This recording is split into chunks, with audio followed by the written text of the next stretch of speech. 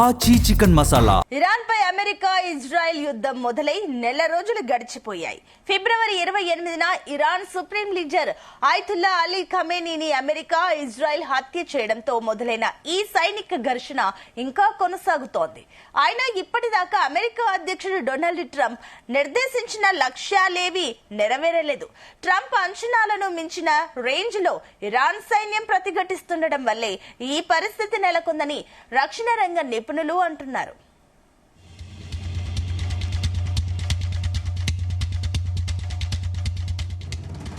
పశ్చిమాసియాలో ఉద్రిక్తతలు తీవ్రమవుతున్న క్రమంలో ఇరాన్ మరోసారి గల్ఫ్ దేశాలకు వార్నింగ్ ఇచ్చింది. మీ భూభాగాల నుంచి మాపై దాడికి అనుమతిస్తే తీవ్రంగా నష్టపోతారని హెచ్చరించింది. అమెరికా సైనిక బలగాలు గల్ఫ్ దేశాల్లో మోహరించి దాడులు చేస్తున్నాయని వాపోయింది. ఇది రిపీట్ అయితే వారి భద్రత, అభివృద్ధికి తీవ్ర ముప్పు తప్పదని గల్ఫ్ దేశాలను హెచ్చరిస్తూ ఇరాన్ అధ్యక్షుడు గల్ఫ్ దేశాలను హెచ్చరించారు. ఇరాన్ ఎప్పుడూ ముందస్తు దాడులు చేయదన్నారు. ఇరాన్ మౌలిక సదుపాయాలు, ఆర్థిక కేంద్రాలు లక్ష్యంగా దాడి చేస్తే గట్టిగా ప్రతీకారం తీర్చుకుంటామన్నారు. గల్ఫ్ దేశాలకు అభివృద్ధి, భద్రత కావాలంటే ఇరాన్ శత్రువులను వారి భూభాగాల నుంచి అనుమతి ఇవ్వొద్దంటూ హెచ్చరించారు.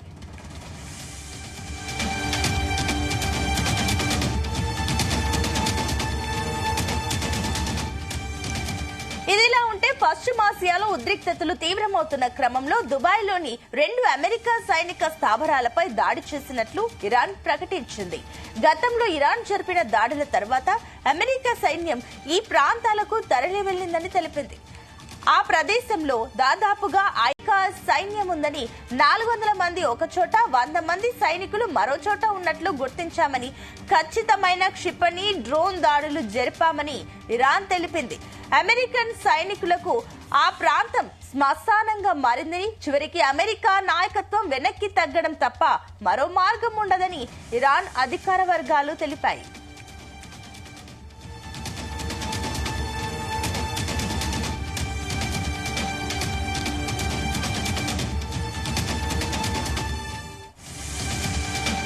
మరోవైపు పెంటగాన్ 82వ ఎయిర్ బోర్న్ డివిజన్ కు చెందిన దళాలు పశ్చిమాసియాకు పంపనుందని సిబిసి నివేదిక తెలిపింది. ఈ సైన్యంలో అమెరికా కమాండ్ విభాగం, భూతల దళాలు ఉండొచ్చని తెలిపింది. ఇరాన్ ఆ ద్వీపానికి మందు పాతరలు అమర్చడం, అదనపు బలగాలను తరలించడం ప్రారంభించినట్లు వార్తలు వస్తున్నప్పటికీ కార్గ్ ద్వీపంలో అమెరికా భూతల సైనిక చర్య చేపట్టే అవకాశాన్ని కూడా పరిశీలిస్తున్నట్లు ఆ నివేదిక పేర్కొంది.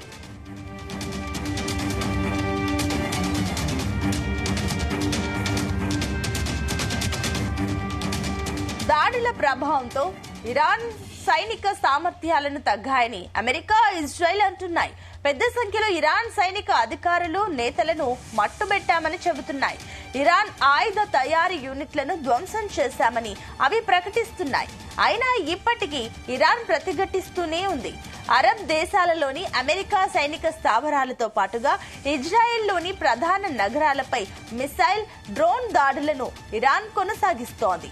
భూగర్భాన్ని చీల్చుకొని తమ మిసైళ్లు, డ్రోన్లు బయటకు దూసుకెళ్తున్న ఓ వీడియోను ఇటీవల ఇరాన్ సైన్యం విడుదల చేసింది. ఇక దీన్ని బట్టి మిసైళ్లు, డ్రోన్లను ప్రయోగించేందుకు భూగర్భంలోనూ ఇరాన్ ముందస్తు ఏర్పాట్లు చేసుకుందని స్పష్టమవుతోంది. తమ అండర్ గ్రౌండ్ మిసైల్ సిటీలలో పెద్ద సంఖ్యలో మిసైళ్లు, డ్రోన్లు, నౌకలు ఉన్నాయని ఇరాన్ సైన్యం అంటోంది. ఈ లెక్కన ప్రతి దాడులు చేసే సామర్థ్యం ఇరాన్ కు ఇంకా మిగిలే ఉందని స్పష్టమవుతోంది.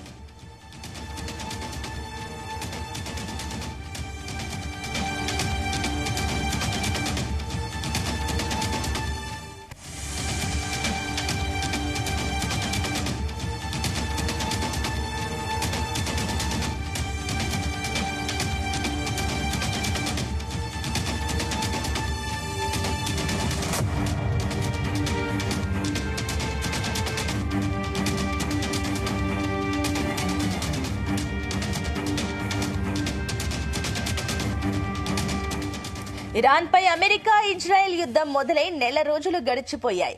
ఫిబ్రవరి 28న Iran supreme leader Ayatollah Ali ఖమేనీని అమెరికా ఇజ్రాయెల్ హత్య చేయడంతో మొదలైన ఈ సైనిక ఘర్షణ ఇంకా కొనసాగుతోంది.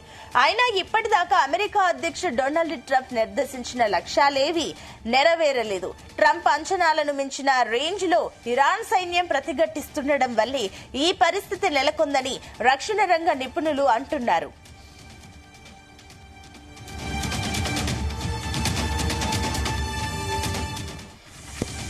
పశ్చిమాసియాలో ఉద్రిక్తతలు తీవ్రమవుతున్న క్రమంలో ఇరాన్ మరోసారి గల్ఫ్ దేశాలకు వార్నింగ్ ఇచ్చింది.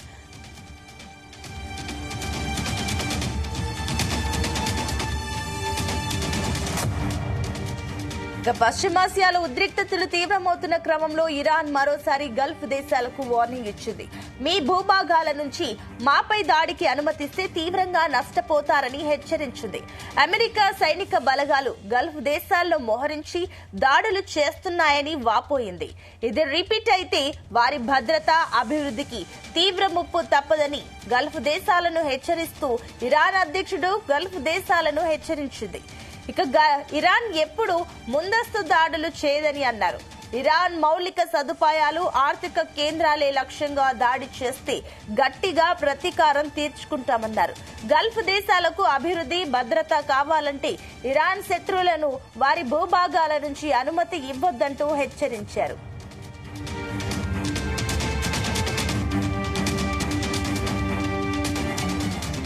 ఇదిలా ఉంటే పశ్చిమాసియాలో ఉద్రిక్తతలు తీవ్రమవుతున్న క్రమంలో దుబాయ్లోని 2 అమెరికా సైనిక స్థావరాలపై దాడి చేసినట్లు ఇరాన్ ప్రకటించింది. గతంలో ఇరాన్ జరిపిన దాడుల తర్వాత అమెరికా సైన్యం ఈ ప్రాంతాలకు తరలి వెళ్లిందని తెలిపింది. ఆ ప్రదేశంలో దాదాపుగా 500 మందికి పైగా అమెరికా సైన్యం ఉందని, 400 మంది ఒక చోట, 100 మంది సైనికులు మరొక చోట ఉన్నట్లు గుర్తించామని, ఖచ్చితమైన క్షిపణి, డ్రోన్ దాడులు జరిపామని ఇరాన్ తెలిపింది. అమెరికన్ సైనికులకు ఆ ప్రాంతం శ్మశానంగా మారిందని, చివరికి అమెరికా నాయకత్వం వెనక్కి తగ్గడం తప్ప మరో మార్గం ఉండదని ఇరాన్ అధికార వర్గాలు తెలిపాయి.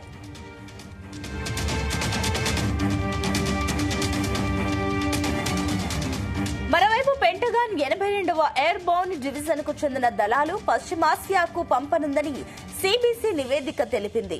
ఈ సైన్యంలో అమెరికా కమాండ్ విభాగం, భూతల దళాలు ఉండొచ్చని తెలిపింది. ఇరాన్ ఆ ద్వీపానికి మందు పాత్రలు అమర్చడం, అదనపు బలగాలను తరలించడం ప్రారంభించినట్లు వార్తలు వస్తున్నప్పటికీ కార్గ్ ద్వీపంలో అమెరికా భూతల సైనిక చర్య చేపట్టే అవకాశాన్ని కూడా పరిశీలిస్తున్నట్లు ఆ నివేదిక పేర్కొంది.